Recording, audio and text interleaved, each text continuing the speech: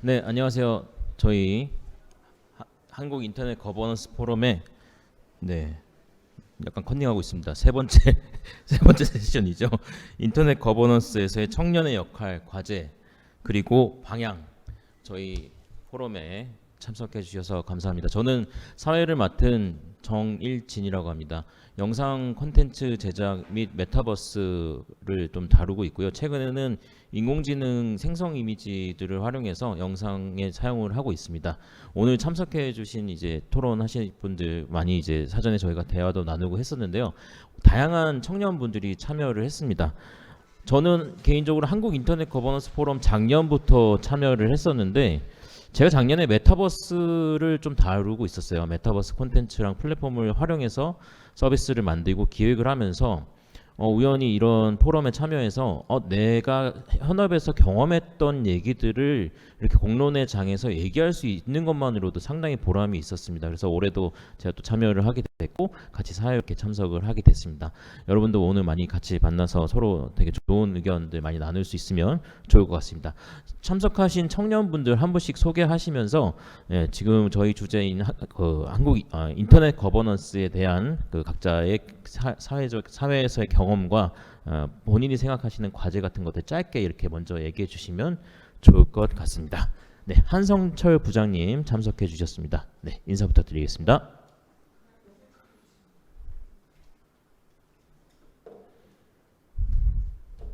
네, 마이크는 요것만 쓰면 되는 거죠. 네. 네, 안녕하십니까. 저는 한성철이라고 하고요. 저는 코리아 머천트 쇼핑이라고 저희 부산의 선박 대리점에 저희 다니고 있습니다. 저희 선박 대리점이라 함은 저희가 이제 국외에서 이제 부산항으로 입항하는 이제 선박들에 대한 이제 그 업무들을 이제 대행하는 그런 업무들을 하고 있습니다.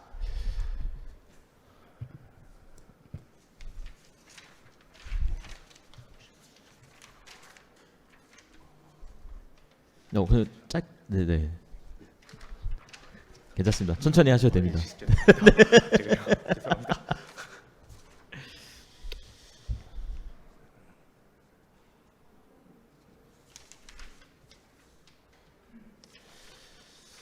그거 다 얘기 안 하셔도 돼요. 네네. 저는 현 시대를 살아가는 청년들은 태어났을 때부터 인터넷을 이제 접해온 세대로서 더욱더 인터넷과 친밀하며 밀접한 관계를 가지고 있으며 앞으로도 계속해서 인터넷과 함께 공존하는 삶을 살아가게 될 것입니다. 하지만 많은 청년들이 해당 인터넷이 당연히 우리 삶에 스며들어 있다고만 생각하고 어떻게 변화시키고 발전시켜야 하는지 도모하고 있지 않다고 생각합니다. 앞으로 더 나은 인터넷 발전을 위해서 우리 청년들이 인터넷 정책에 대하여 더욱더 관심을 가지고 바뀌어야 할 문제점을 함께 도모해야 한다고 생각합니다. 네, 감사합니다. 네, 고맙습니다. 저희 실제로 현업에서 경험을 많이 하신 분이셨어요. 그래서 얘기를 많이 들었을 때 오늘 본인의 경험을 통해서 좀 그쪽 무역과 유통 관련해서 얘기를 해주시면 좋을 것 같습니다. 네, 그리고 네, 김윤지 기자님 모셨습니다. 네, 안녕하세요. 저도 부산에서 왔고요. 부산의 저희 경제 매체인 부산제일경제라는 매체에서 지금 저는 기자로 근무를 하고 있고요. 제가 여기 오게 된 계기는 제가 봤을 때 저가 이제 한 2년 전에 쓴 기획 기사가 있었는데 부산 청년 거버넌스에 관련해 가지고 이제 다른 지역 청년 거버넌스는 어떻게 되고 있고 그리고 부산이 잘하고 있는 점과 그리고 잘 못하고 있는 점에 대한 이제 전반적인 이야기를 했던 것들이 사실 2년이 돼 가지고 지금 현재 인터넷 거버넌스에서의 청년의 역할과 과제 그리고 방향 요 세션에 참여를 하게 됐고요. 네, 저는 일단은 확실한 거는 청년들이 좀 더 목소리를 내야 된다라는 게 저의 일단 결론된 어떤 토론문의 내용이고요.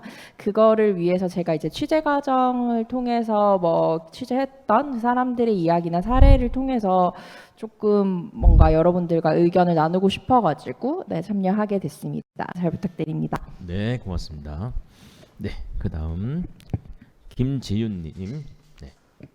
네, 안녕하십니까. 저는 숙명여자대학교 일반대학원 글로벌 서비스학과에 재학 중인 김지윤입니다.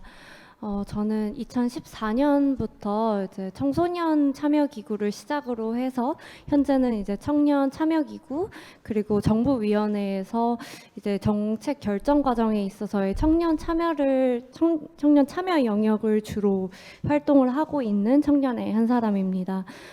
저는 청년 참여에 있어서 다양성의 담보가 굉장히 중요하다고 믿고 최근 발전하고 있는 인터넷 거버넌스에서 우리 청년의 역할이 어떠할 것인가에 대해서 조금 고민해 보는 계기가 되었고요.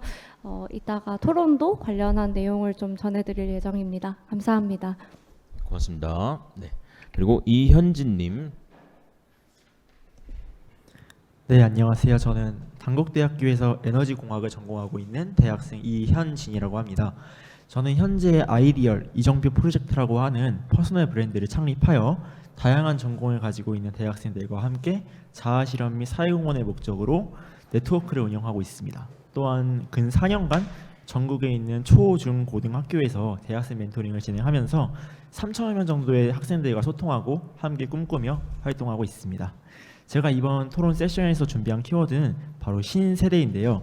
과연 신세대가 접하게 될 인터넷 거버넌스는 무엇인지, 그리고 이에 따른 기성세대의 역할은 어떤 것들이 있을지 그거에 대해서 한번 이야기해 보려고 합니다. 네, 고맙습니다. 네, 김진식님 모셨습니다. 네, 안녕하세요. 저는 아주대학교에서 과기술 정책 전공하고 있는 김진식이라고 합니다. 그 오기 전에 이제 좀 준비를 하면서 생각했던 부분은 이제 청년들이 인터넷 거버넌스를 위해서 할 수 있는 게 뭘까, 역할이 뭘까 고민을 해봤는데, 아무래도 이제 인터넷 윤리 부분을 좀 강조하고 그걸 키워드로 오늘 좀 얘기를 풀어가고 싶습니다.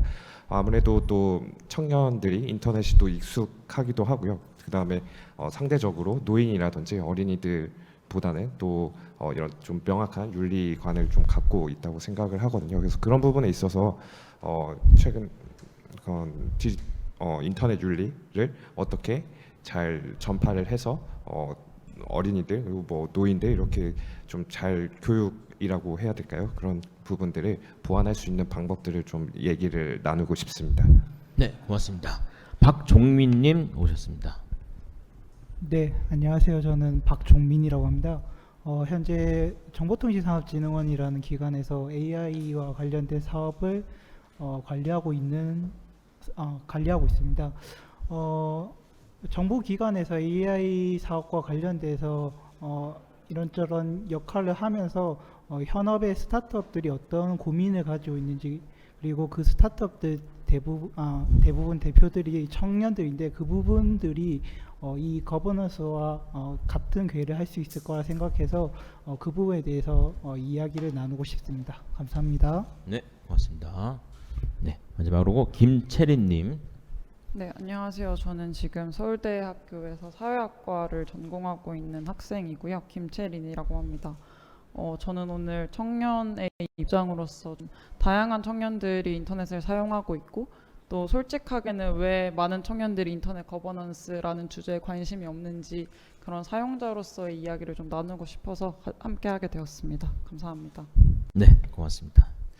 저희가 이 소개는 다 했고요. 이 사전에 이렇게 얘기를 나누면서 각자가 지금 접하고 계신 청년의 그 대상들이 되게 다양하다라는 걸 좀 많이 느꼈습니다. 그리고 바라보고 계시는 좀 인터넷 거버넌스에서 저희가 좀 목소리를 내야 하는 부분도 좀 다양했었던 것 같거든요.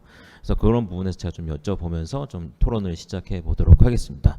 아까 박종민님께서 지금 스타트업들 대상으로 같이 이렇게 인공지능, 특히나 또 가장 이슈죠. 인공지능이 올해부터 많이 되게 이슈가 되고 일반인들한테까지도 알려지고 있는데, 청년의 대상을 스타트업에서는 지정을 해놓고 있죠.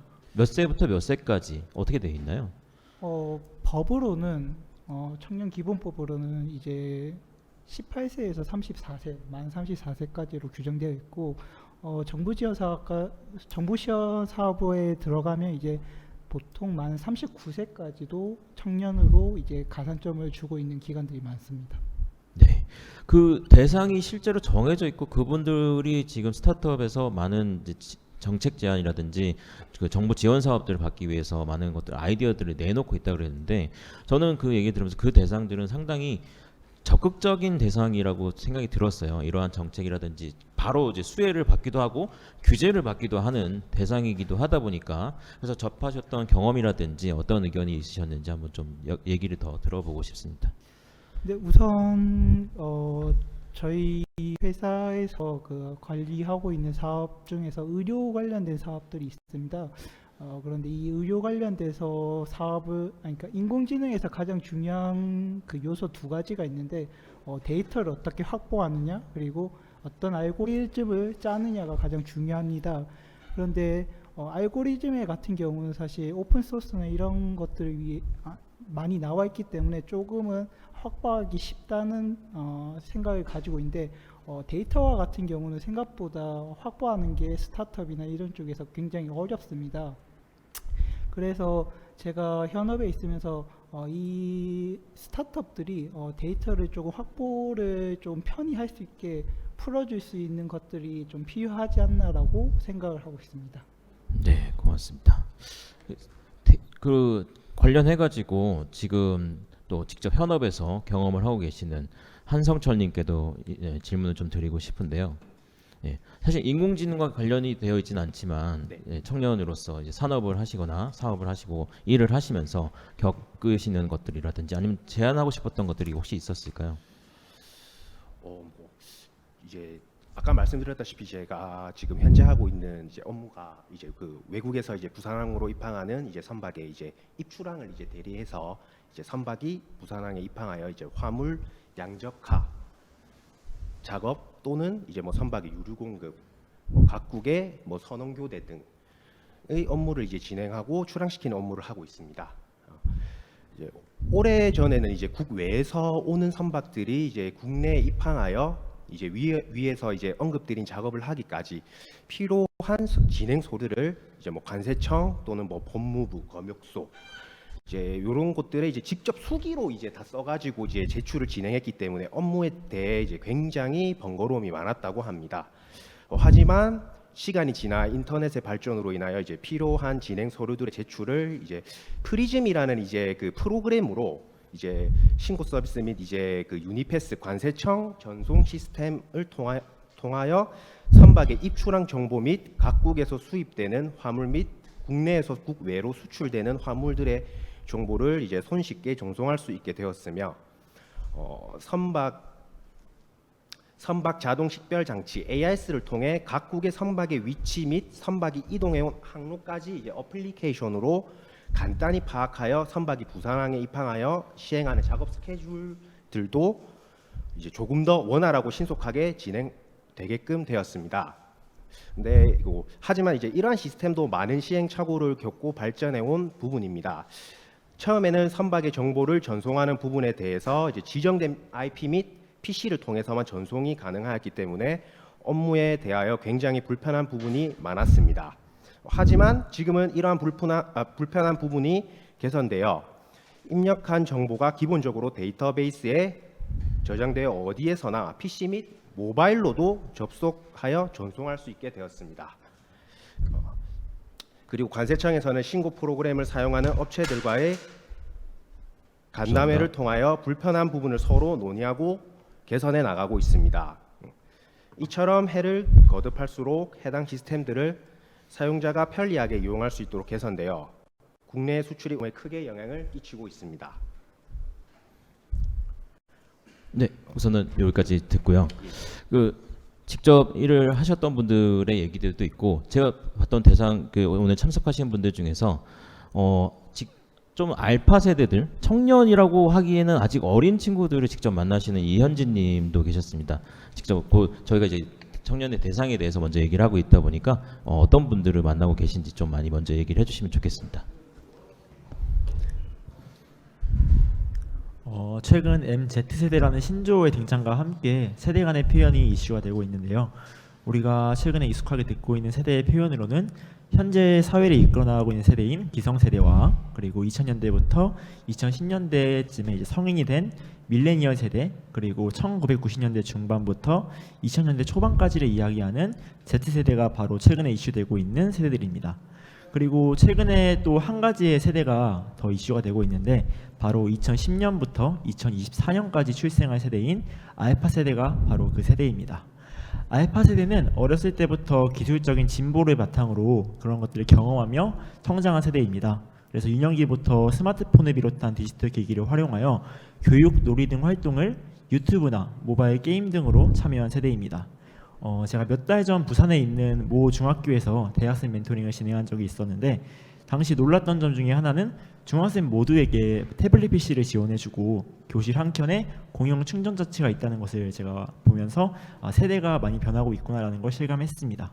또한 지난 6월 교육부 AI 디지털 교과서 추진 방안에 따르면 2025학년도부터 단계적으로 디지털 교과서 도입하게 되면서 28년부터는 모든 초, 중, 고등학교에서 종이로 된 교과서 대신에 태블릿 PC로 수업을 진행한다는 점이 이제 이 알파 세대의 완벽한 디지털 환경을 보여주는 대표적인 예시가 될 것 같습니다. 네, 고맙습니다. 네. 그리고 또 김채린 님도 지금 오셨는데 실제 대학에서 그 같이 만나시는 청년들이 그리고 겪는 좀 고민이라든지 인터넷 거버넌스에서 참여하고 싶은 부분들이 혹시 있었는지 좀 얘기해 주실 수 있으실까요?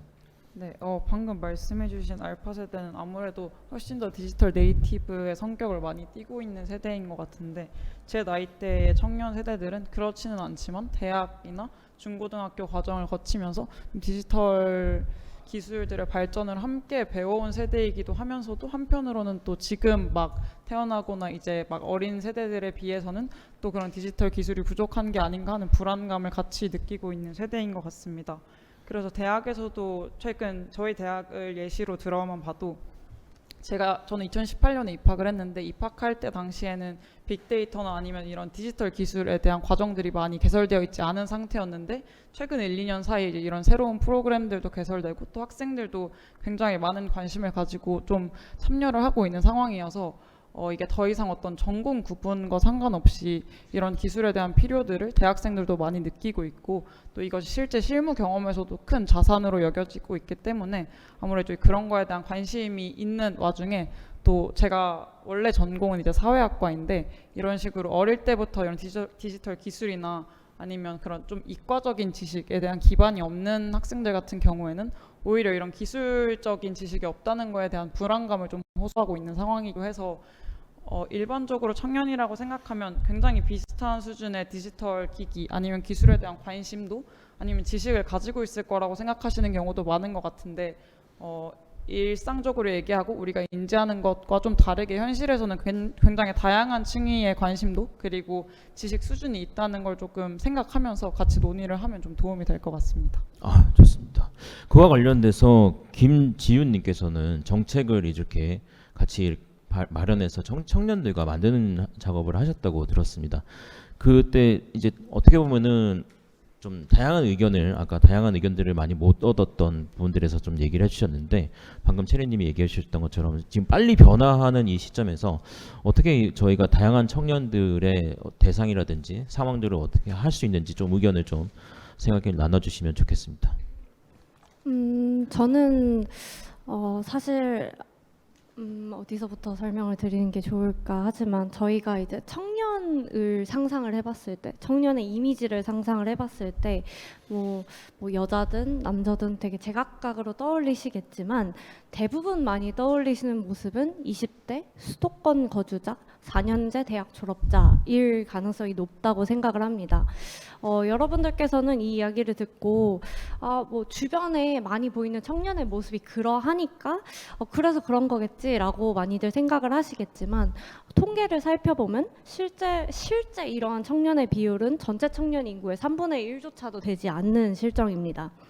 우리가 왜 이 20% 남짓한 청년의 모습을 전형적인 청년이라고 받아들이게 되었는가를 보게 된다면 지금까지 언론과 미디어를 통해서 비춰온 전형적인 사회 구성원으로서 이 시기에 겪어야 하는 단계 속의 청년의 모습이 그러했기에 또 정부가 그거에 맞춰서 청년 정책을 만들어 왔고 이것을 재생산해 왔기 때문일 거라고 생각합니다. 하지만 이미 이제 사회는 굉장히 많이 다변화되어 있고 청년들 역시 굉장히 파편적인 삶을 살아가고 있는 상황에 있어서 이 청년을 하나의 세대 집단으로 일반화해서 호명하는 것이 무의미한 세대 갈등을 야기할 뿐만 아니라 또 포스트 코로나 이후에서 굉장히 다양한 청년 계층에서 발생했던 재난에 대해서 제대로 대응하지 못했다는 비판을 받고 있었고, 그에 따라 이것에 대한 청년들의 문제 제기로 인해서 청년 기본법의 제정이라든지 청년 참여의 확대로 이어졌다고 생각을 합니다. 그럼에도 불구하고 현재 청년 참여의 다양성이 굉장히 미흡한 편에 속합니다. 저는 그리고 이 다양성을 담보하는 데 있어서 인터넷 거버넌스가 굉장히 좋은 툴이 될 수 있을 것이다라고 이제 생각을 했는데요. 왜냐하면 이제 말씀드렸다시피 전형적이지 않는 삶을 살고 있는 청년들, 예를 들어서 뭐 생산직, 일용직, 뭐 특수고용직에 종사하는 청년들 같은 경우에는 대부분의 이제 청년 참여 거버넌스나 정부위원회 회의가 이제 평일 오후에 이루어지는 경우들이 많습니다. 이런 분들은 너무나도 당연하게도 이 시간에 시간을 내서 회의에 참여하시는 것이 어려우시겠죠. 이것이 그리고 이 이유가 그들 당장의 생존과 연결이 되어 있는 상황인 겁니다. 어쩌면 더 바람직한 삶을 살 수 있도록 만들 수 있는 자리에 나가는 것인데 이 현재의 삶이 걸림돌이 되고 있다는 게 좀 아이러니한 상황이 아닐까라고 저는 많이 생각을 했었고, 그런 측면에서 인터넷 거버넌스가 이 시공간을 뛰어넘은 전자민주주의의 실현을 통해서 좀 다양성을 실질적으로 담보할 수 있는 좀 효과적인 수단이 될 수 있지 않을까라고 생각을 했었습니다. 네, 고맙습니다. 많이 동의하는 생각을 많이 공유해 주셨고요. 기자님한테도 제가 질문 드려보고 싶어요. 부산 청년 거버넌스를 직접 취재하셨다고 들었는데 방금 이제 지훈님이 말씀하셨던 것처럼 청년들의 목소리가 어떤 식으로 모아지고 이렇게 의견이 좀 어떻게 전달이 되고 있었는데 직접 취재하셨던 경험들을 좀 얘기해 주시면 좋겠습니다.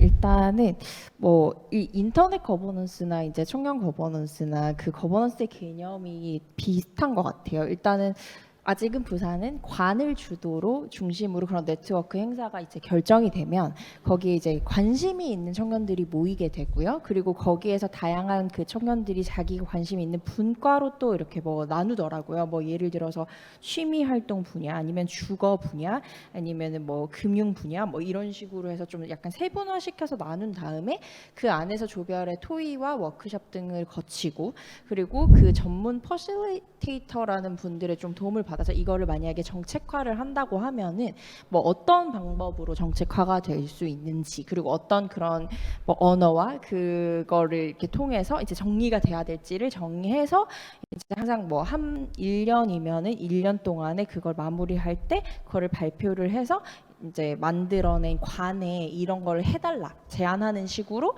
이제 정리가 되고요. 그 중에서 뭐 예를 들어서 10개의 제안이 나왔으면은 모든 게 채택되는 게 아니라 한 2개에서 3개 정도의 어떤 그런 안들이 이제 내년 예산에 또 반영이 되고 내년 사업에 반영이 돼서 한번 이렇게 운영을 해보는 그런 방식으로 조금 이렇게 운영이 되고 청년들의 이렇게 모아진다라고 생각을 하는데, 사실 저는 이런 걸 보면서 조금 결국에는 좀 안타까웠던 점이 그 어느 정도 그런 거버넌스 활동을 하는 친구들은 뭔가 자기의 정책적인 어떤 그 정책에 대한 의견이나 이런 것들을 적극적으로 표현하는 층이잖아요. 근데 사실 청년의 대다수는 그런 어떤 자기 어떤 정책에 대한 자기의 생각을 적극적으로 막 표현하고 내 생각은 이래라고 자신 있게 말하지 않는 청년들이 저는 오히려 더 다수라고 생각을 하거든요. 네. 그래서 그 친구들이 사실 갖고 있는 생각은 뭔가 다른 생각일 거라고 저도 이제 짐작을 하는데,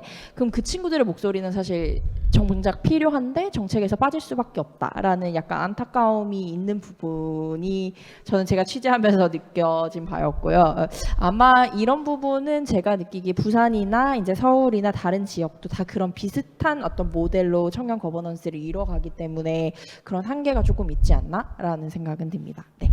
네, 좋습니다. 그래서 진짜 인터넷 거버넌스는 사실 다뤄야 될 담론들이 상당히 많은데 저희 청년들이 좀 더 많이 참여해서 많은 의견들을 다양하게 내주는 것도 되게 중요하다고 저도 사전 미팅에서 생각이 많이 들었고요.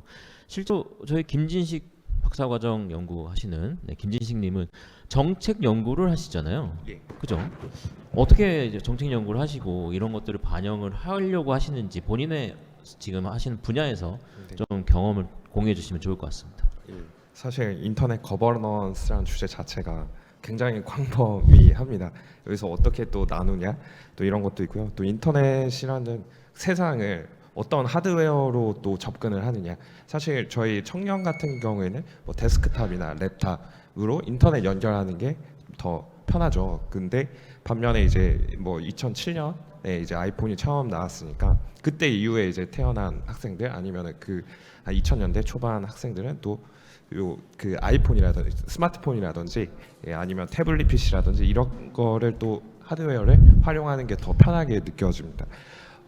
그러니까 이것도 참 너무 이게 광범위하고 그걸 어떤 하드웨어로 다루는 거야? 이렇게 세분화해서 또 이렇게 정책을 추진을 해야 되는데 사실 그 중앙 정부에서 그 할 수 있는 역할이 많이 없습니다. 이거는 그 가이드라인을 또 세워줄 수가 없는 부분이죠. 그러다 보니까 제 생각은 그렇거든요. 이렇게 이제 또 좀 여러 분야에서 또 산업 그다음에 학교 뭐 연구 이쪽 분야에서 계속 이렇게 주장을 해주시고 이런 게 이제 통합되고 사회적 담론으로 이제 이어가서 그게 이제 결국에는 그 정책까지 도달하는 이런 그러니까 올라가는 방식의 그런 정책 형성이 좀 필요하지 않나 이렇게 생각합니다. 네, 감사합니다. 근데 실제로 본인이 지금 하시는 부분은 예. 국가뿐만 아니라 글로벌하게 또 하신다고 들었어요. 그 부분 네. 잠깐만 좀 얘기해 주세요. 인공지능 네. 주행이었나요? 자율 선박? 이제 전에 또 해양 쪽을 전공을 했거든요. 그러다 보니까 좀 배를 또 탔습니다. 해군에서 생활을 했어가지고. 근데 뭐 어느 산업 분야나 마찬가지로 이제 IoT라고 하잖아요. 인터넷 오브 띵스에서 사물 인터넷, 그러니까 다 이제 인터넷이 어차피 연결될 수밖에 없는 이런 초연결 사회가 형성이 되는데 특히 이제 선박 분야에서도 마찬가지로 자동차처럼 자율 주행이 됩니다. 그러니까 자율 운항이라고 하는데 이런 부분에 있어서 또 취약한 게 사이버 시큐리티죠. 이런 이제 보안이 굉장히 이제 취약을 하는데 예를 들어서 이제 뭐 테러리스트가 그 해킹을 해서 선박을 탈취해서 항만에 테러를 한다든지 이런 뭐 여러 가지 위험 요소들이 있는데 이런 부분에 있어서 어차피 이런 사이버 보안 전문을 하는 그런 또 인재들 청년들도 계속해서 키워 나가야 한다고 생각을 하거든요. 그래서 이거는 또 조금 결이 다른 얘기지만 이런 부분에서는 정부 주도 아니면은 이제 국제 회사 기구죠. 이런 좀 글로벌한 그런 관점에서 또 청년 인재들을 계속해서 좀 키워 나가야 된다 이렇게 생각을 합니다. 네, 감사합니다. 네, 간단하게 이렇게 좀 얘기를 시작을 해봤고요. 각자 그 모두에게 한번 질문 하나 드려보도록 하겠습니다.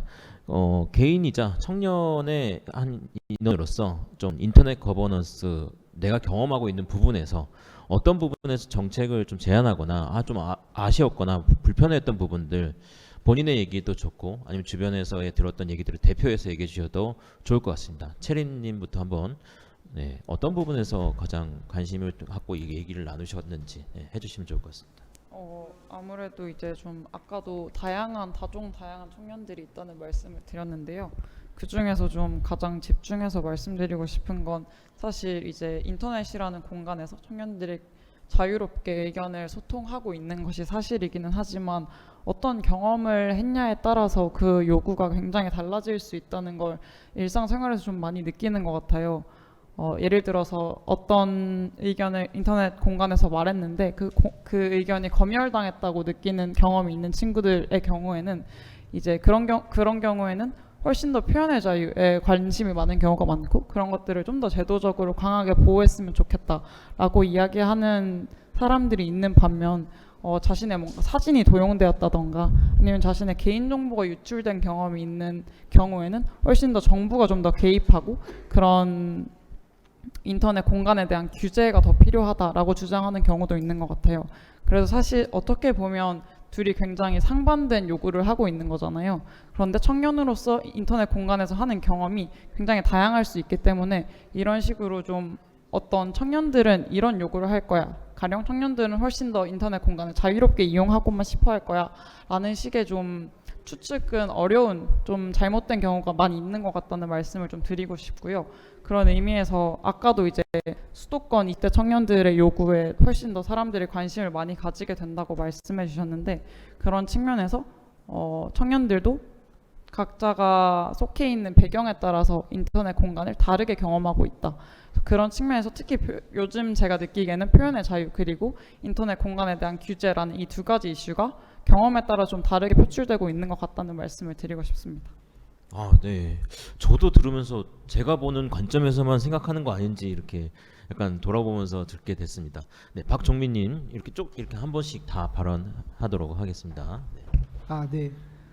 저는 옛날부터 창업을 하고 이번에 회사도 사실 어떻게 보면 창업과 아니면 경제적 가치를 내는데 집중하는 회사입니다. 그래서 저 또한 그런 부분에 조금 관심이 굉장히 많습니다. 그래서 현재 우리나라가 그 산업 발전에 위해서는 경쟁력 있는 것이 세 가지가 있는데 간단히 말해서 BBC라고 해서 바이오, 배터리 그리고 반도체라고 하는데 그 중에서 저희 인공지능으로 활용하는 그 바이오 산업 그러니까 의료 부분에 대해서 현재 정책적으로나 이렇게 조금 제한들이 조금 많습니다. 그런데 제가 직접적으로 느꼈을 때 그 정책 중에서 가장 제한이 됐던 건 현재 의료 데이터를 모으는 데 있어서 조금 큰 제약이 있다는 사실이었습니다. 사실 의료 데이터라는 것 자체가 작은 범위로는 의료 데이터지만 큰 범위로 봤을 때는 개인정보 속 안에 들어가서 이 부분에 대해서 굉장히 민감하게 작용이 되고 그리고 데이터를 확보하는 데 있어서 조금 제한이 많이 되고 있습니다. 그래서 그런데 저희가 실제로 이제 산업 현장에서 보면 의료 데이터 중에서 대부분 데이터로 처리할 수 있는 게 어떤 사람의 뭐 나이나 이름을 보는 것이 아니라 CT 촬영을 하면 그 촬영한 그 사진의 그 사진들을 이제 데이터를 학습시키는 것이 굉장히 중요한데 그것조차 개인정보라는 그 틀 안에 박혀서 활용하고 있지 못하는 실정입니다. 그런데 실제로 이것을 많은 사람한테 퍼뜨려도 그것이 어떤 특정인 분야한테 개인정보를 알 수 있는지에 대해서는 사실 모든 사람들이 공감하지 못하고 있거든요. 그래서 이런 부분에 대해서 조금 정책적으로나 아니면 조금 약간 법령을 조금 개선을 해서라도 약간 필요하지 않나? 산업 부분의 발전을 위해서 필요하지 않을까라는 생각을 개인적으로 하고 있습니다. 이게 저희 공공기관 단체의 의견은 아니고 개인적인 생각을 가지고 있습니다. 이상입니다. 네, 고맙습니다. 직접 이렇게 경험했었던 걸 가지고 생각을 많이 해주셨던 것 같습니다. 진식님, 네. 네, 그 인터넷이라는 것을 바라볼 때 정책적 관점에서 보면 규제를 할 거냐 말 거냐가 이제 제일 큰 관점이거든요. 근데 개인적인 의견입니다만 인터넷은 규제는 하면 안 된다라는 작은 정부를 지향해야 된다. 특히 정부 차원에서는 이렇게 생각을 합니다. 근데 반면에 그렇게 규제를 안 해버리면은 뭐 여러 가지 또 문제가 발생할 수가 있겠죠. 최근에 이제 보면 뭐 디지털 성범죄라든지 뭐 이런 관련 뭐 이슈들이 있는데 근데 또 실제 이제 사례를 보면은 이제 최근에 경기도나 서울시에서 이렇게 디지털 성범죄를 예로 들면은 디지털 성범죄에 관련해서 뭐 모니터링 뭐 시민단 이런 거를 또 모집을 합니다. 그 다음에 시민단체에서 지원을 해서 이런 거 이제 하지 마라 이런 홍보 활동도 하고 있고요.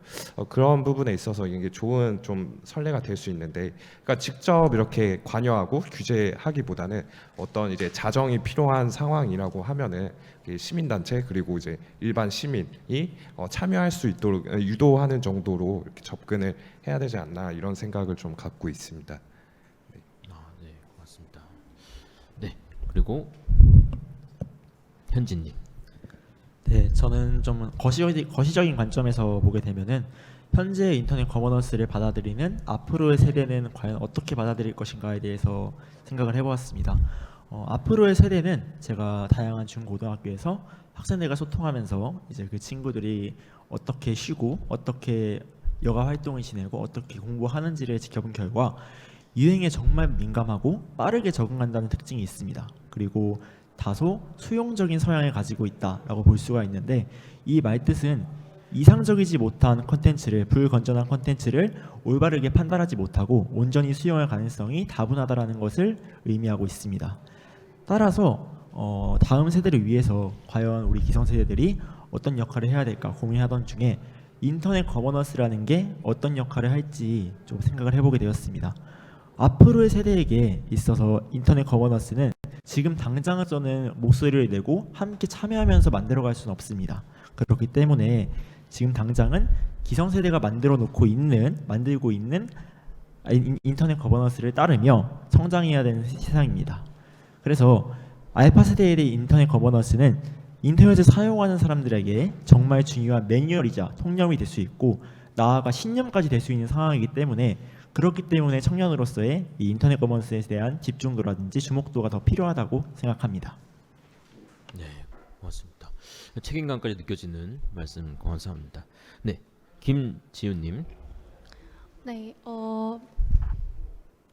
방금 전에 이제 말씀드린 바와 같이 청년 참여와 그리고 다양성의 확대를 위해서 이 인터넷 거버넌스가 되게 큰 역할을 할 수 있는다고 믿는다라고 말씀을 드렸는데요.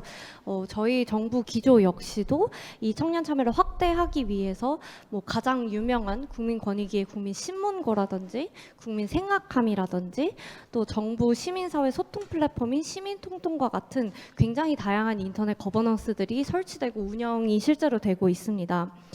하지만 이쯤에서 우리가 한 번쯤 확인해 봐야 하는 것이 있다고 생각합니다.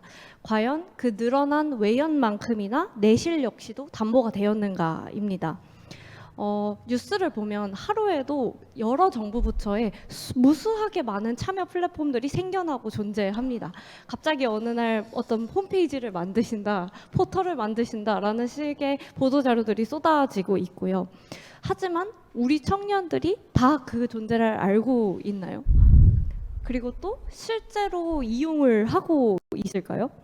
그리고 그걸 이용한 청년들의 의견, 목소리는 그래서 정책에 반영이 되고 있을까요? 그리고 정부는 그거를 내실 있게 공표를 하고는 있는지, 그리고 그래서 이 목소리가 담겨져서 청년 정책이 만들어졌다면 청년에게 그 정책이 제대로 전달은 되고 있는지, 이 모든 것들, 정책이 만들어지고 전달되는 이 정책 전달 체계가 잘 작동되고 있는지, 저는 이러한 내실에 대한 문제도 굉장히 중요하게 검토가 되어야 하지 않을까라는 생각을 굉장히 많이 했습니다.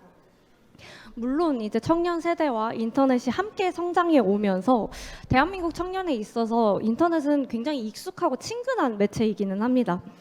하지만 뭐 최근에는 사람, 데이터, 사물 이제 모든 것들이 연결돼서 하루에도 몇백 건의 정보들이 무수하게 쏟아지고 있어서 피로감마저 느끼게 만드는 초연결 사회로 나아간 지금 단지 인터넷 거버넌스를 만든다는 것 자체만으로 그 존재 하나만으로는 청년의 생각과 뜻이 고루 반영된 정책을 발굴하고 또 확산해 나가는 데에는 분명하게 한계가 존재한다고 생각합니다.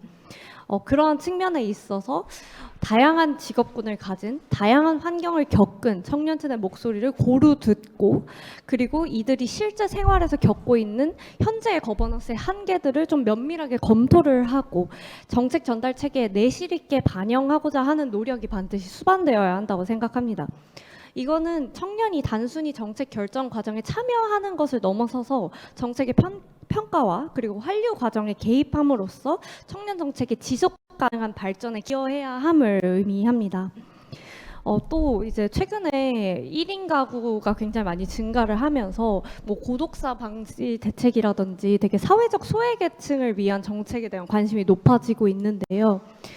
청년층의 참여를 통해서 정보 접근성을 확대하고 이 정책 전달 체계를 개선하는 것은 청년 세대 자신뿐만 아니라 이런 디지털 소외계층을 비롯한 사회적 사각지대 해소에도 기여를 할 수 있을 거라고 생각합니다.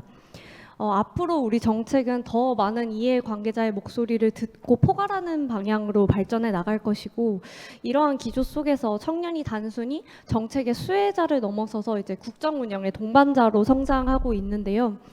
당사자로서 청년 세대의 고충과 아픔을 해결하는 것을 넘어서 우리 사회 전체의 문제를 해결하는 미래의 주역으로서 나아가는 것, 그리고 초연결 사회 속에서 청년이 다양성을 매개하는 주체로 나아가는 것, 저는 이게 우리 청년들에게 남아있는 인터넷 거버넌스에 대한 우리의 과업이 아닐까 생각합니다. 네, 고맙습니다. 네, 김윤지 기자님. 네, 앞에서 되게 좋은 말씀들 되게 많이 해주셨는데요. 저도 제 나름대로 이제 취재를 통해서 조금 생각해 볼 만한 그런 이슈라든지, 아니면은 이제 제가 개인적으로 제가 업계에 있으면서 느꼈던 약간 인터넷에서 이런 부분을 규제해야 되나 아니면 어떻게 판단해야 되나 했던 것들을 조금 나누고 싶어요. 근데 일단은 저의 전제는 이제 청년들의 어떤 참여 확대가 되게 중요하고 그 목소리가 되게 중요하다는 건데, 그럴 수 있는 근거로 이제 청년들의 저는 적응력을 좀 꼽고 싶거든요. 사실 요즘은 이제 청년들이 아직은 사회적인 부분에서도 그리고 경제적인 부분에서도 완전한 존재라고 인식되진 않는 것 같아요. 예전에는 뭐 20살 하면은 저희 부모님 세대 때만 해도 뭐 완연한 어른이다. 이제 자기의 뭐 자립해서 살 길을 찾아야 된다. 뭐 그렇게 할 수 있는 능력이 있다. 이런 믿음이 있으면, 아직 요즘의 청년들은, 저도 이제 30대지만 아직 부모님한테 뭔가 기대하고 이렇게 뭔가 기대게 되고, 그리고 뭔가 아직 완전한 자립을 이뤘다라는, 뭐 완전한 존재다라고 제가 공표하기는 되게 어려운 것 같거든요.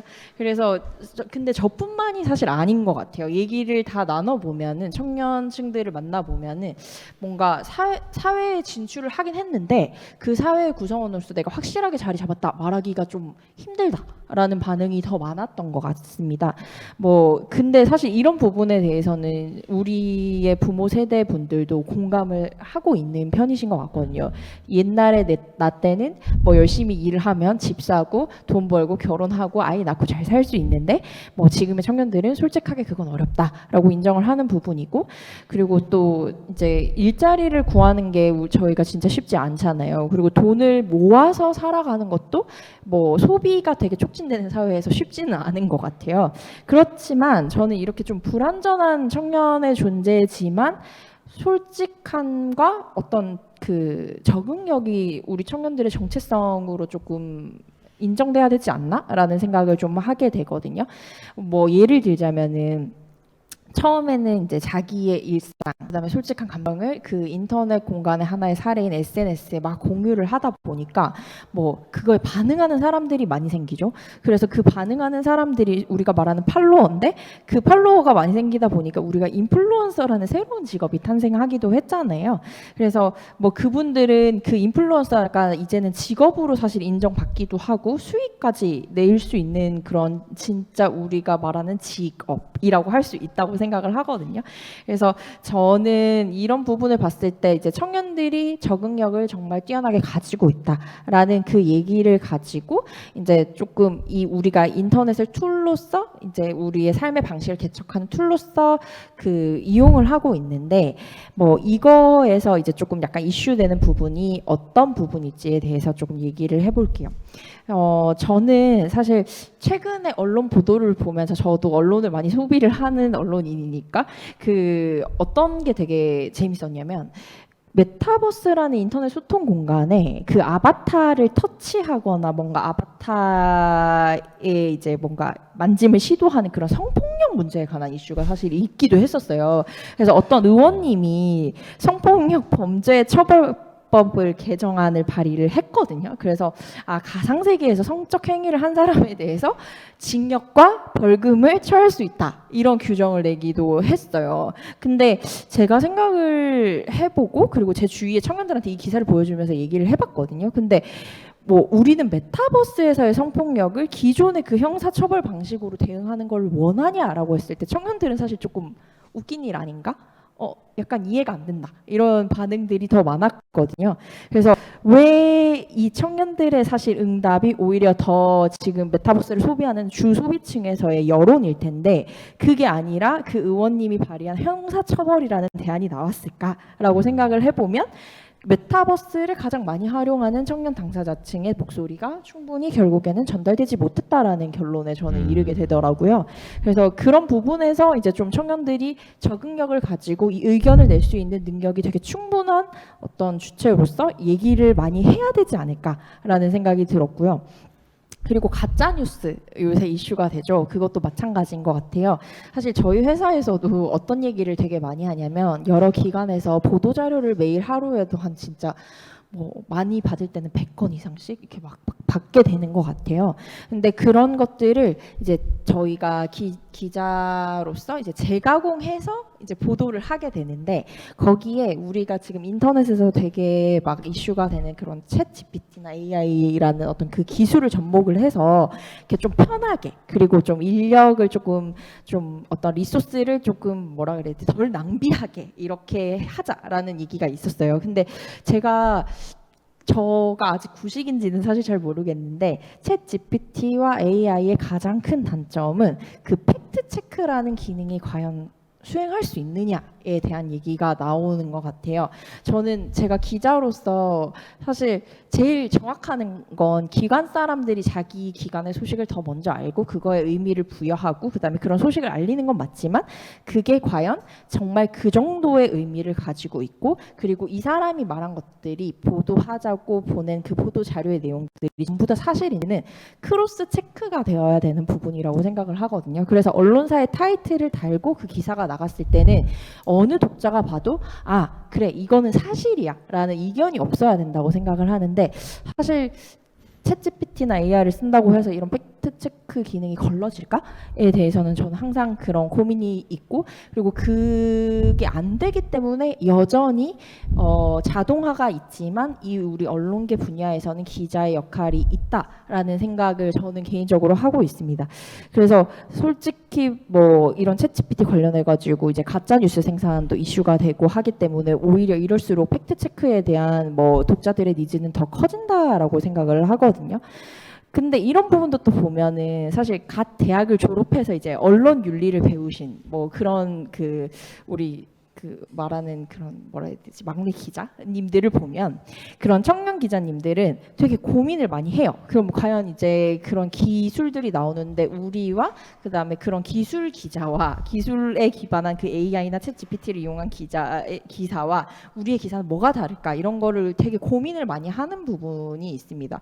근데 그런 부분에 있어서 사실 청년 기자들의 목소리를 또 담는 창구가 있나? 그리고 청년 기자들은 그 이야기를 할 수 있는 편안한 곳이 있을까라고 생각을 했을 때 이제 여기 기자들의 세계도 체계라는 게 있잖아요. 뭐 연차도 있고 그런 데스킹 뭐 그런 직책도 있고 그러니까 그런 공개적인 목소리를 사실 내기가 되게 힘들고 그다음에 회사에서 효율적으로 챗GPT를 활용하는 게 훨씬 더 몇 건 이상의 보도를 생산할 수 있으니까 그거를 쓰자라고 했을 때 아닌데요. 그 부분에서는 기자의 되게 핵심인 팩트체크인 그 기능을 하기 힘듭니다라고 얘기하기는 되게 힘든 것 같아요.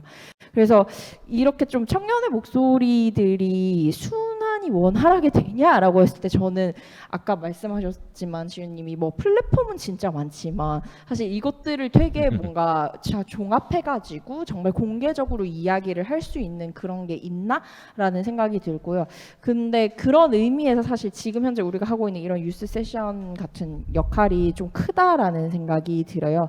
그래서 이번에 뭐 새로 시작을 하셨다라고 듣긴 했는데 뭐 다들 걱정을 하시는 게 뉴스 세션은 전문가만큼의 수준 높은 토론이랑 발제가 보장이 안 되는 거 아니냐 이런 우려를 되게 주위에서 많이 하셨다고 들었거든요. 하지만 제가 느끼기에는 그럼에도 불구하고 청년들이 피부로 느끼고 그다음에 솔직히 날 것의 어떤 얘기를 할 수 있는 이런 세션이 조금 더 정례화되어서 운영이 된다면은 이렇게 우리가 제일 청년으로서 인터넷을 활용해서 자신의 삶에 계속 적용을 하려고 하는 세대잖아요.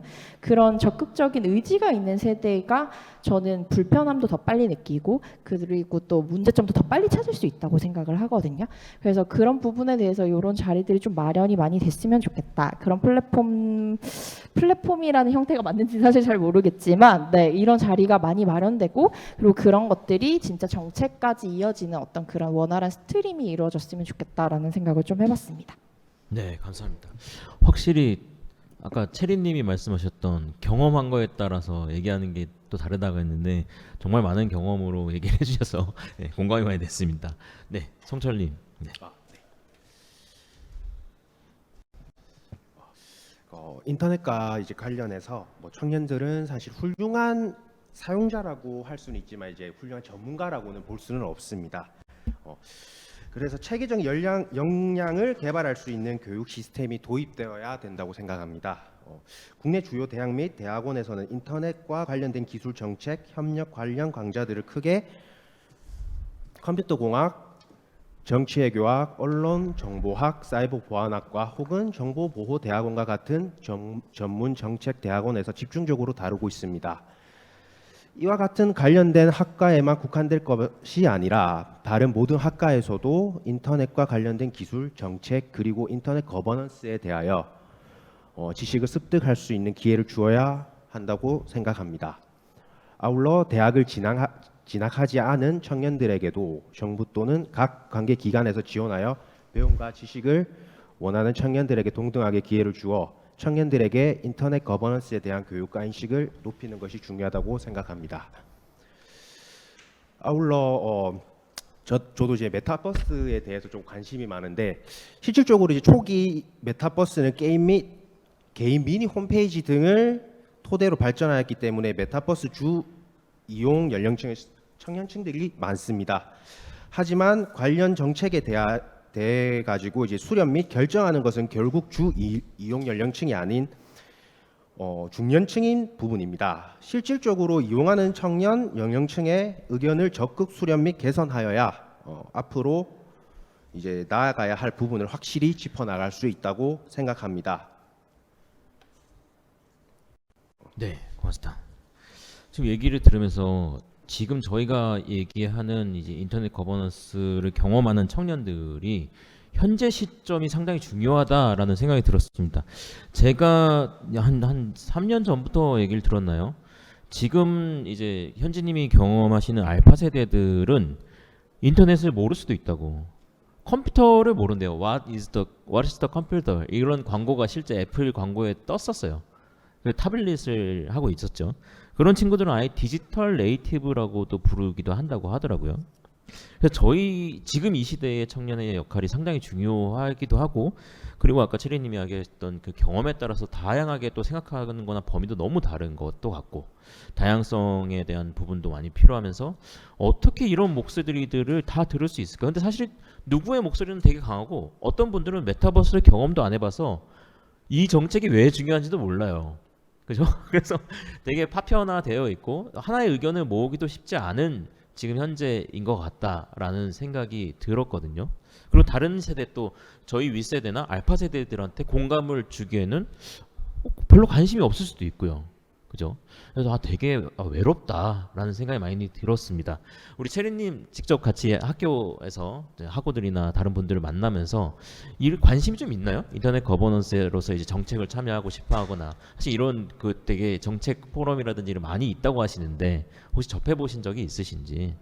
사실 저는 인터넷 거버넌스라는 걸 뭐 수업을 통해서는 접하긴 했지만 실질적으로 정책화하는 과정에 크게 관심 있는 친구들을 많이 보지는 못했던 것 같아요.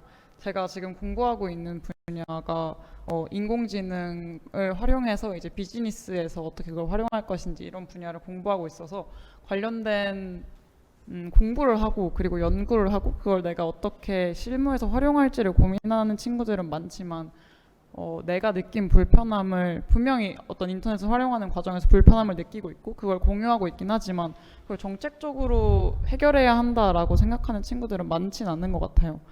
그것도 어쨌든 관련된 공부를 하는 친구들에 한해서의 이야기이고 만약에 그렇지 않다고 하면 훨씬 더 이제 이 인터넷 거버넌스라는 문제가 내 문제가 아니라고 느끼는 친구들이 더 많은 것 같은데 왜 그러냐를 좀 생각해 보면 사실 일상적으로는 인터넷이라는 공간을 아주 다양하게 활용하고 있기는 하거든요. 흔히 제일 많이 생각하는 걸로는 이제 엔터테인먼트의 도구로서 인터넷을 활용하기도 하고 또 요즘은 재택근무나 실제로 사이버 공간에서 업무를 훨씬 많이 진행하기 때문에 그런 업무 공간으로도 인터넷을 활용하고 있고 또 그게 아니더라도 단순하게는 그냥 인터넷 없이는 생활이 안 된다고 할 정도로 생활의 일반을 인터넷에서 해결하고 있는데 거기서 느끼는 불편함을 어떤 정책적인 문제라고 생각하기보다는 그 인터넷 공간에서 서비스를 제공하고 있는 기업의 문제라고 생각하거나 아니면 그걸 잘 활용하고 있지 못하는 개인의 문제라고 느끼는 경우가 더 많은 것 같고 또 아까 꾸준히 좀 얘기가 나왔던 점이 있어서 첨언하고 싶은 점은 이제 다들 어쨌든 청년들의 목소리가 더 많이 들려야 하고 더 많이 인지되어야 한다는 점에서는 좀 공감을 하고 있는 것 같은데 제가 느꼈을 때는 왜 그러면 그런 목소리들이 존재하고 있고 몰라서 참여를 못하는 게 아니라 의견이 있는데도 들려지지 않고 있다고 느껴지는 것 같은데 왜 그러냐고 생각하면 좀 전반적인 분위기의 문제도 있다고 생각해요. 최근에 이제 저희 학교의 예시를 들어보자면 저희 학교에서 이제 새롭게 리모델링 공사를 하는데 그 공사를 시작하기 이제 한 달 전에 학생들에게 고지를 해줘요. 그러면 이제 그 공간 안에서 살고 있던 학생들은 한 달이라는 기간 동안에 예상하지 못한 상황에서 새로운 공간으로 이제 이전을 해야 하는 상황인데 이런 식의 소통이 전혀 되지 않고 또 학생들이 그러면 우리는 이 공사에 대해서 이렇게 하고 싶다라는 의견 표명을 해도 그게 실제로 어떤 공청회 같은 자리로 마련된다고 해도 아까 정책 그 포럼 관련해서 말씀해 주셨던 것처럼 10개에서 2~3건이 통과되는 그 정도의 의견 반영 수준보다 대학에서 청년들이 느끼기에는 훨씬 더 그 의견 수렴의 과정이 복잡하고 또 많이 안 된다고 느껴지는 것 같아요. 그래서 일상적으로 그런 경험들이 쌓인 상황에서 뭐 현장에 나가서 아니면 학계에서 내가 어떤 불편함을 겪었다고 해도 그걸 내가 어떻게 의견을 내면 정책적으로 해결이 되겠구나라는 과정을 인지하기에는 좀 오랜 시간이 걸릴 것 같아요. 그래서 이걸 뭐 물론 학생들에게 아니면 청년들에게 교육을 더 많이 해줘야 하는 문제도 있지만 우리가 청년들이 의견을 내야 하는데 내지 않고 있어 라고 말하기보다는 청년들이 왜 의견을 내지 않고 있는지 또는 내고 있는 의견들이 왜 사장되고 있는지 잘 들리지 않고 있는지를 조금 더 고민해야 되는 문제라고 생각하고 물론 어떤 명쾌한 해답이 있기는 어려운 문제이긴 하지만 저희가 오늘 이렇게 이 자리에서 얘기하는 것도 사실 굉장히 소수의 사람들이 모여서 의견을 나누는 건데 그러면 우리가 여기서 나눴던 의견들을 어떻게 활용할 수 있을까 해도 사실은 좀 막막하잖아요. 그래서 이런 자리들을 더 많이 만드는 것도 중요하지만 그것에 어떻게 더 참여를 시킬 것인가 그리고 청년들이 어떻게 이걸 내가 해결할 수 있는 문제구나 하는 그런 감정을 갖게 해주냐의 문제가 저는 좀 더 중요하다고 생각을 합니다. 네, 고맙습니다.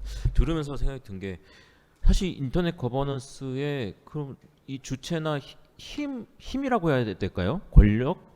대체 어디에 있는 건지라는 생각이 들었어요. 결국 그 서비스를 제공하는 기업들이 갖고 있는 건지 아니면 정부가 갖고 있는 건지 사실 헷갈리는 부분도 있고 사용자분들은 자기들은 수용하는 입장밖에 안 될 수 있다라고 생각이 들었거든요.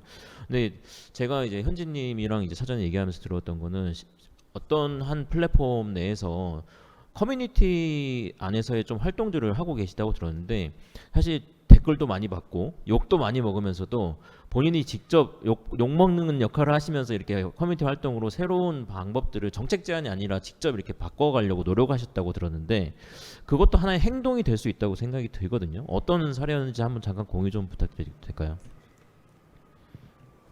저는 아이디얼이라는 퍼스널 브랜드를 창립하기 이전에 대학교 커뮤니티 및 시간표 서비스 어플인 에브리타임이라는 어플에서 수강 신청 및 커리큘럼에 대해 350명 정도의 학원님들께 도움을 요청하는 글에 대해서 답변을 드리고 도와드린 적이 있습니다.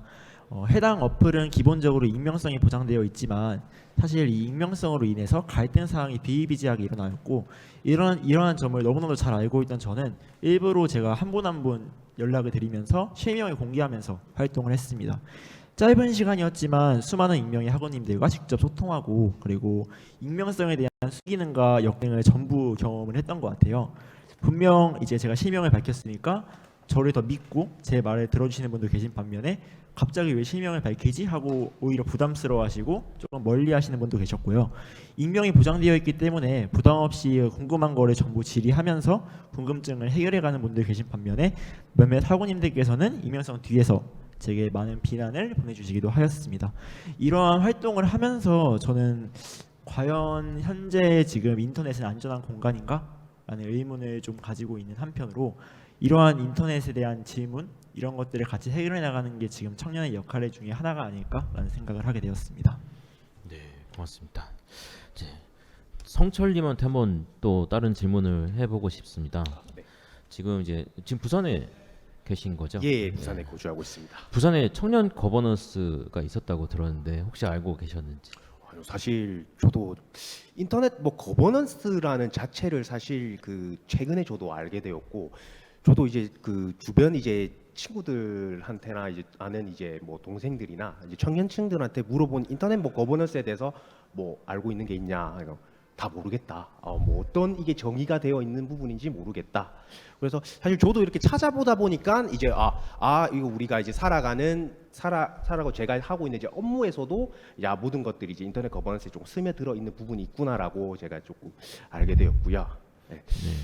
그래서 이제 저희 또 청년들이 사실 이제 또 제가 지금 참석하고 있는 이제 KRIGF 같은 경우에도 이제 뭐 사실 뭐 참석을 희망하는 모든 이제 사람들한테 개방이 되어 있고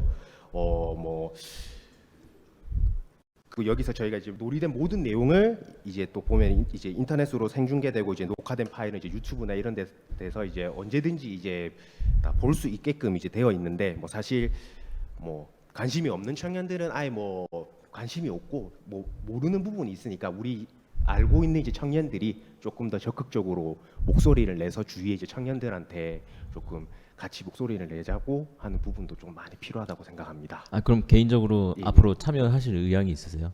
지금 이제 많은 루트가 있다고 하시는데. 예, 저는 참여할 생각이 있습니다. 네, 아직 이렇게. 모르는 게 많은데 아직 모르는 부분이 너무 많은데 제가 생업 때문에 바쁘신 거 아니에요? 예? 생업 때문에 바쁘신 거 아니에요? 2시 생업 때문에, 한다는데. 생업 때문에 바빠도 제가 이제 또 조금 직책이 올라가서 괜찮습니다. 네, 알겠습니다.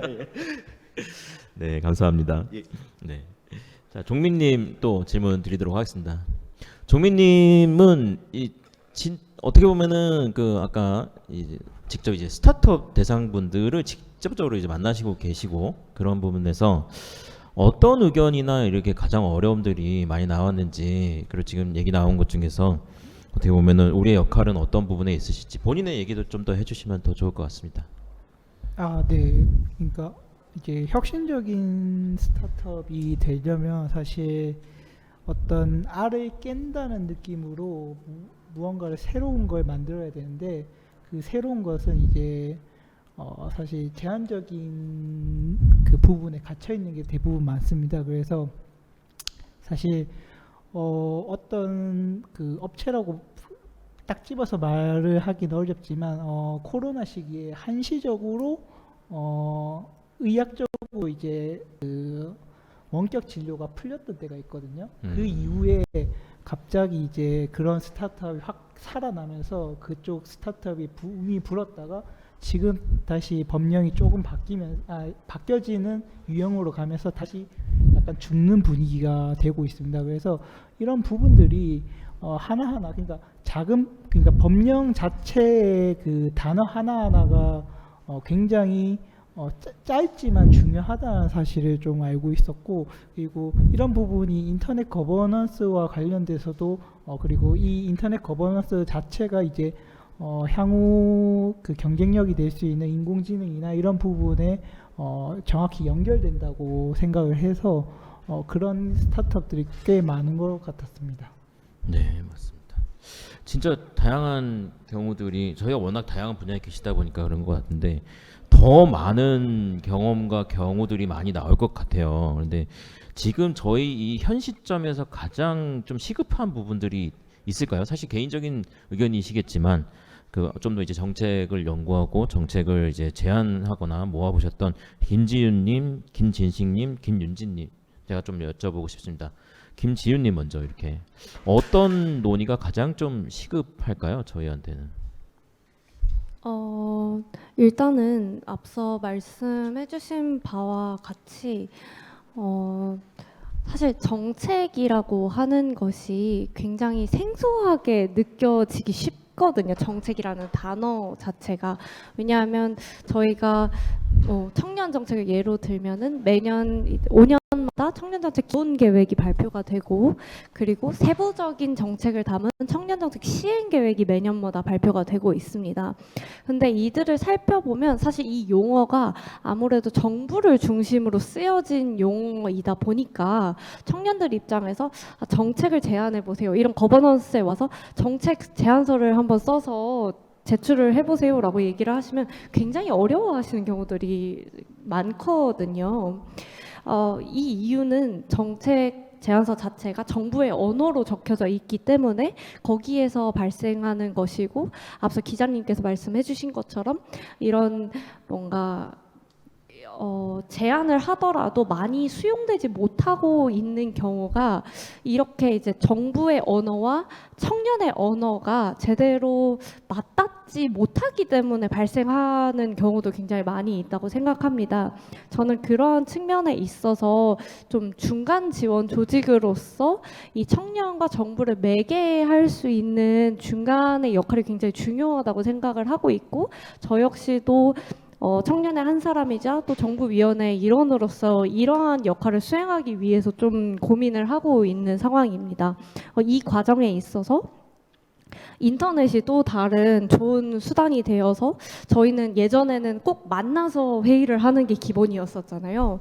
근데 이제 코로나를 겪으면서 줌 미팅이라든지 새로운 구글 독스라고 하는 되게 실시간 편집 프로그램 같은 그런 매체들을 이용을 해서 접근성이 굉장히 높아진 만큼, 그러한 측면에 있어서 이런 매개적인 역할을 조금 더 발전시켜 나가는 게 되게 중요하지 않을까라는 의견 드리고 싶습니다. 네, 고맙습니다. 그리고 김윤지 기자님. 네, 저는 효능감이라는 얘기를 조금 하고 싶은데요. 일단은 저희가 사실 정책을 통해서 전 출생부터 지금 노인이 돼서 이제 사망에 이르기까지 계속 정책의 영향을 엄청나게 많이 받고, 그리고 엄청나게 많이 이용하는 이용자잖아요. 근데 사실 그런 개념 자체가 없는 것 같아요. 그런 개념 자체를 저도 이제 청년 거버넌스나 이런 거에 대해서 이제 관심을 가지게 되고, 거버넌스의 뜻이 뭐고, 그리고 그러면 내가 할 수 있는 역할이 뭐고, 이런 거에 대해서 이제 고민을 하고 공부를 하니까 알게 되는 건데, 뭔가 그 전에는 나랑 정책? 동떨어진 얘기 같아. 정책이라는 거 뭔가 무겁고 큰 거고 어른들이 결정을 하는 거고, 내가 한 목소리를 내도 그게 반영이 될 수 없는 거야 라는 생각을 좀 많이 했던 것 같거든요. 근데 그런 거를 바꿀 수 있는 가장 큰 방법은 결국에 내 목소리가 어딘가에 반영될 수 있고 내 목소리를 들어주는 사람이 있다라고 효능감을 느낄 수 있다면은 저는 사람들이 안 할 이유가 없다고 생각을 하거든요. 그래서 어린 시절부터 교육이라는 거, 우리가 의무 교육도 하잖아요. 그런 교육 과정들에서 이런 이제 거버넌스라든지, 그리고 진짜 실제로 우리가 실습을 했을 때 최소한 예를 들어서 학교에서 한다 그러면 학교의 교칙에 그 친구들의 어떤 그 요구 사항이나 불편 사항이 반영이 돼가지고 뭔가 개정된다든지, 그러니까 그런 좀 실질적인 경험들이 사실 쌓여야지 내가 사회에 나갔을 때도 인터넷이라는 분야의 거버넌스가 당연히 있을 것이고, 그래서 내가 이런 불편함을 얘기를 하면은 이게 정책적으로 반영이 돼서 수정이 될 수 있다라는 인식을 할 수 있는 어떤 경험치를 지속적인 어떤 그 성장 과정에 맞게 저는 쌓이는 게 필요하지 않을까. 그게 우선이 된다 그러면 이제 사람들이 거버넌스 자체의 개념을 어려워하거나 아니면은 또 뭔가 이 정책은 나랑 동떨어진 것이야 라고 생각을 하는 그런 풍토가 좀 많이 버려질 것 같고요. 그래서 그런 부분들이 조금 더 시급하다라고 저 개인적으로는 생각을 하는 바입니다. 효능감 있네. 효능감. 네, 좋습니다. 네. 네. 종민님도. 근데 우선 진식님 얘기 먼저 듣고. 그럼 종민님 저 먼저. 갑자기 듣다 보니까 덧붙이고 그럼 이런 거 좋습니다. 네. 덧붙이고 싶은 얘기가 생각이 나서, 방금 얘기해 주신 거에 대해서 저도 굉장히 공감해서,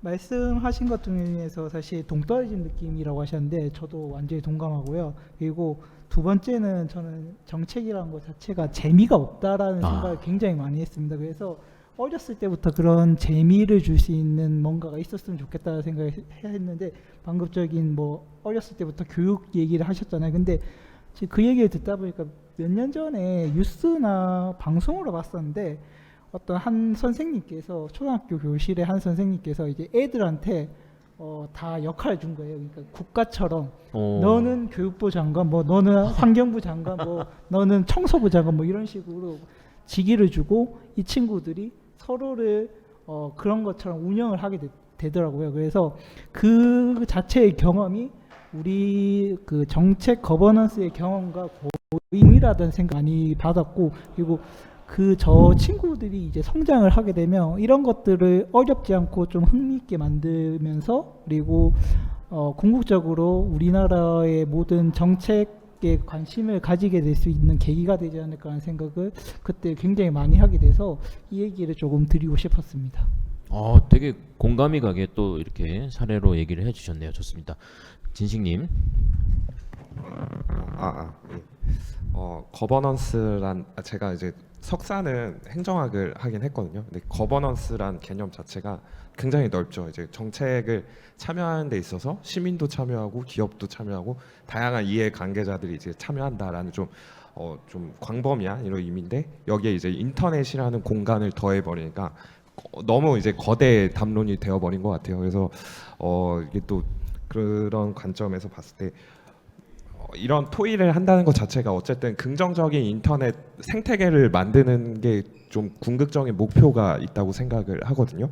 그래서 그런 목표를 달성하는 데 있어서 제가 어떤 정책적인 부분을 말씀드리기보다는 그냥 제 지극히 개인적인 요즘에 드는 생각이 있는데, 그러니까 긍정적인 인터넷 생태계를 어떻게 조성을 할까 했을 때, 요즘에 아까 기자님께서 말씀하신 것처럼 그 페이크 뉴스라든지 이런 게 너무 많습니다. 그 예를 들어서 YTN에서도 나오더라고요. 얼마 전에 그 은바페가 축구 선수 은바페가 나도 당했어. 이강인 선수를 굉장히 이제 칭찬하는 이런 게 올라왔는데, 그게 이제 목소리도 인공지능으로 입히고 그다음에 자막도 이렇게 자체적으로 달아서 그렇게 이제 보여주는데, 사실 그냥 제 기준입니다만 잘 안 속는 것 같아요. 그러니까 저도 축구를 좋아하니까 이거 월드컵 때 찍었던 건데 자막을 입혔네.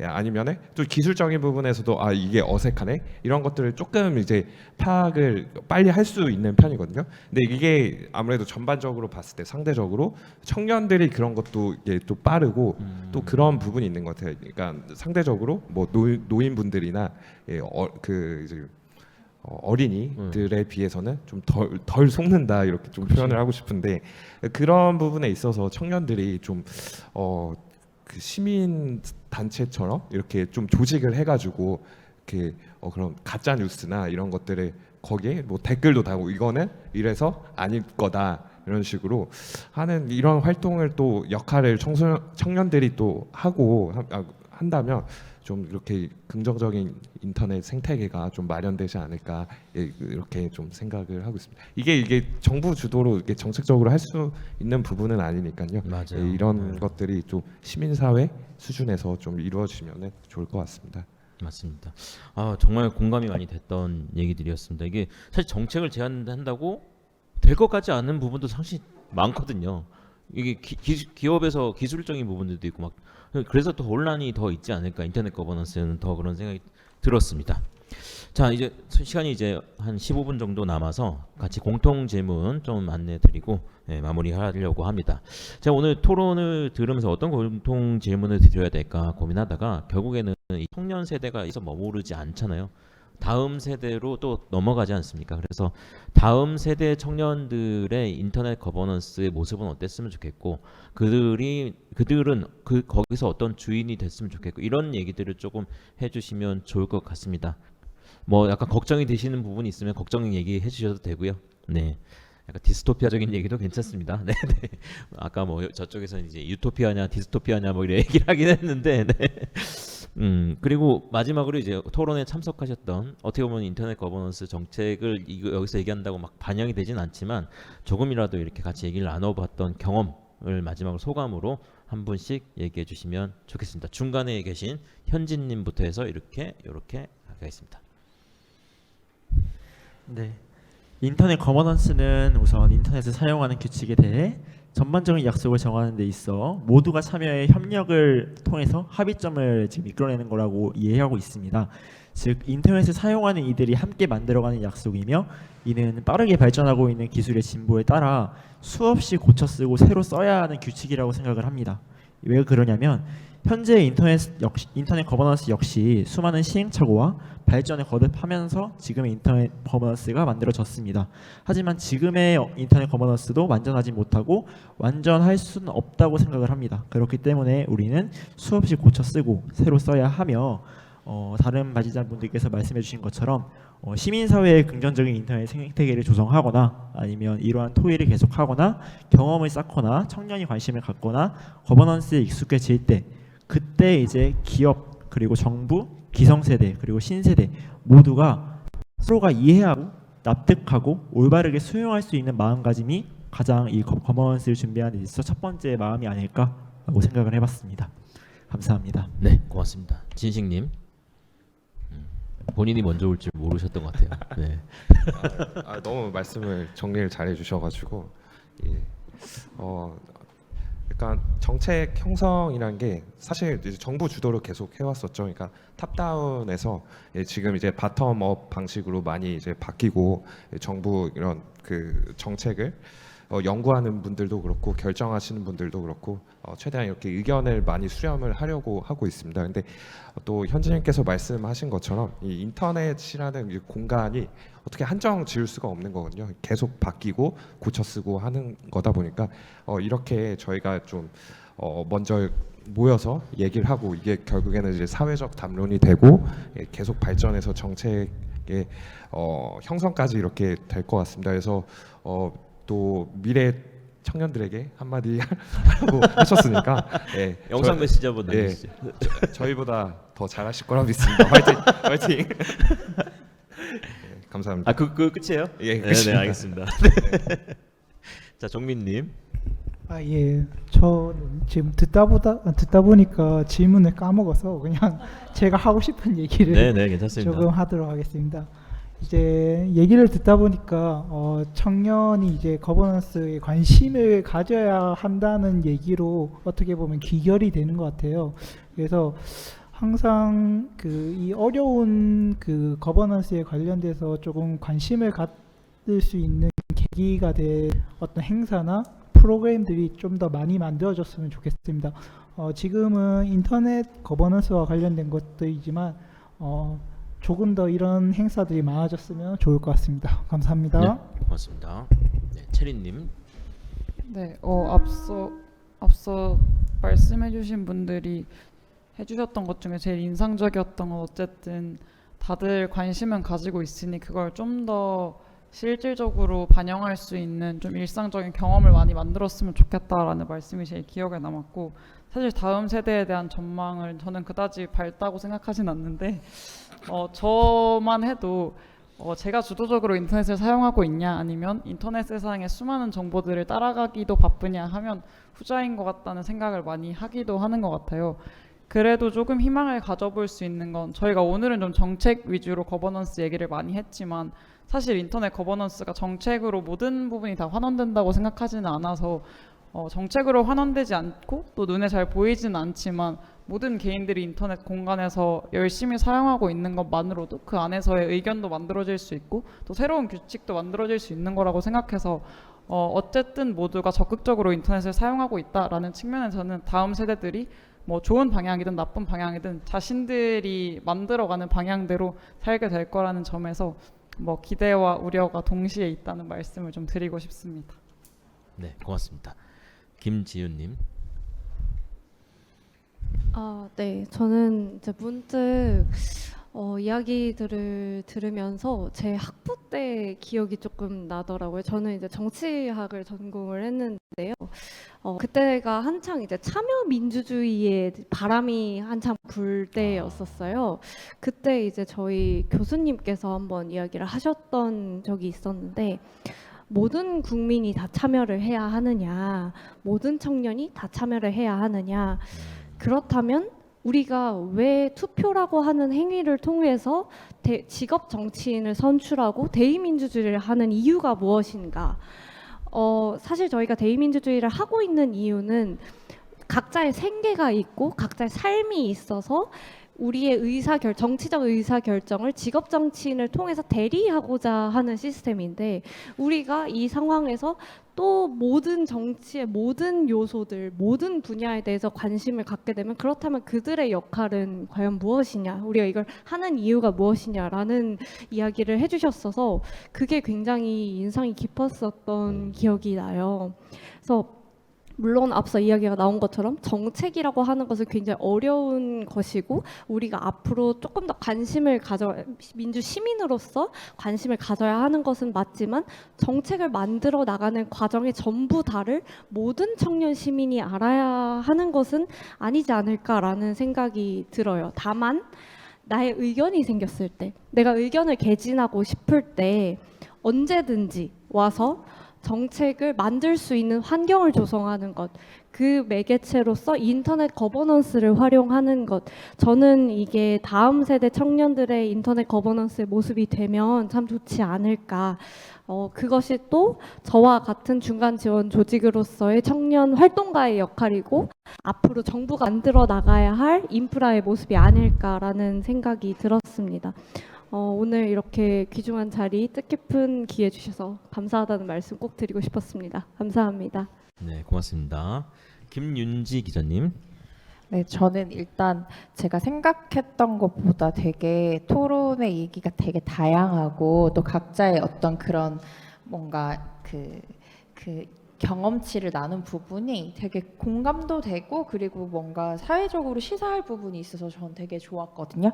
그래서 저도 일단 세션에 참여하고, 또 저 개인적으로도 많이 배우는 시간이어서 너무 감사하다는 말씀을 드리고 싶고, 저는 뭐 디스토피아와 유토피아의 얘기를 지난 세션에서 사실 저쪽에서 저도 들었었는데, 저는 좀 낙관적으로 좀 보고 싶긴 합니다. 왜냐하면 지금 이렇게 우리가 청년들이 얘기할 수 있는 그런 장들도 마련되어지고, 다 각자가 아이디어를 조금 적극적으로 내는 편이잖아요. 그리고 실제로 부산 청년 거버넌스 같은 경우에도 그런 네트워크 활동을 한 친구들이 뭐랄까 약간 너무 자기 경험이 좋아가지고 주위에 내년에 이거 한대, 너도 한번 해봐라고 소문을 또 막 내고, 그래서 이제 다음해에는 또 다른 또 친구들이 유입되고 하는 그런 현상들이 사실 있거든요.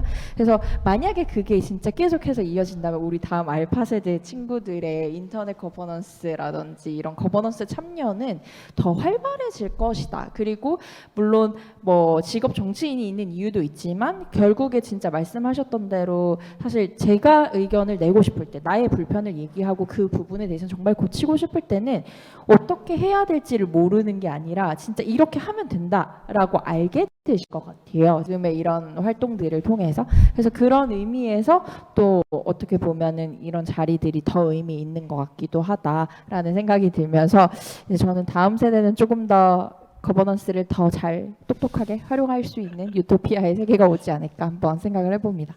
네, 감사합니다. 네, 마지막으로 성철님.